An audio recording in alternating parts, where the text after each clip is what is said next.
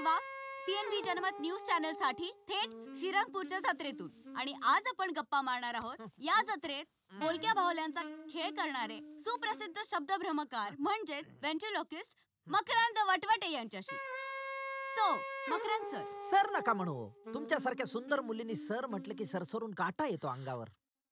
Thank you मला सुंदर म्हटल्याबद्दल. मकरंदजी मला एक जी सांगा. कशाला आता तो मध्येच. हवं तर मला पाजी म्हण, मकरंद जी नको. पाहिजे तर मला मकरंद म्हण किंवा मक्या म्हण. मक्या? माझ्या सर्व मैत्रिणी मला लाडाने मक्याच म्हणतात. तुम्हाला आवडेल मी तुम्हाला नुसतं मक्या म्हटलेलं? तुला आवडेल माझी मैत्रीण व्हायला? तर मित्रांनो, आपण पाहिलं की मकरंद सर उर्फ मक्या किती उमद्या स्वभावाचे आहेत आणि या स्वभावामुळेच ते इतका सुंदर बोलक्या बाहुल्यांचा खेळ करू शकतात.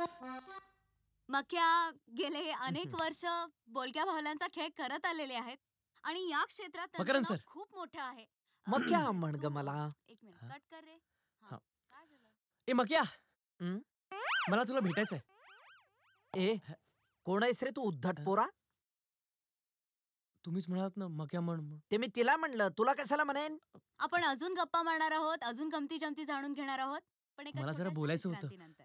अरे बरायस ना तू? त्या दिवशी तू माझ्या शो मध्ये येऊन शोचा पचका केला. तिथे तुला बोलायचं होतं. इथे दिसत नाही ती इंटरव्ह्यू घेते, तो कॅमेरामॅन समोर आहे. अरे किती सिरियसली ती माझ्याविषयी बोलते. मी हे सगळं इथं मांडलंय. बरायस ना तू इडियट?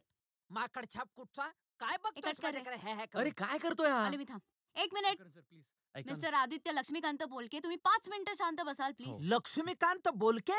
ते माझे वडील. अरे तू प्रसिद्ध शब्दभ्रमकार लक्ष्मीकांत बोलक्यांचा मुलगा हा, आहे. हो. किती गोड उली उली उली. हे आधी नाही का सांगायचंस? अहो मी मक्या. कालपासून तुम्हाला हेच सांगायचा प्रयत्न करतोय, पण तुमचा तो फोपशा मला तुमच्यापर्यंत पोहोचूच देत नव्हता. फोपशा? तो नाही का, तुम्ही त्याला रेडा म्हणता कधी कधी. म्हणजे हनम्या? तोच तोच तोच तोच. त्याला ना तुम्ही गेंडा म्हणा, गेंडा. नाहीतर पानघोडा. पानघोडा तसाच दिसतो, पानघोडा. आपण त्याला विचारू त्याला काय म्हणले हा, आवडेल ते. तसंच त्यापेक्षा करू. असं करूया का, तूच त्याला विचारतोस का? नको नको, तो खवीस माझ्या मानगुटीवरच बसायला बघतो नेहमी. आताही त्याचा तोच विचार दिसतोय.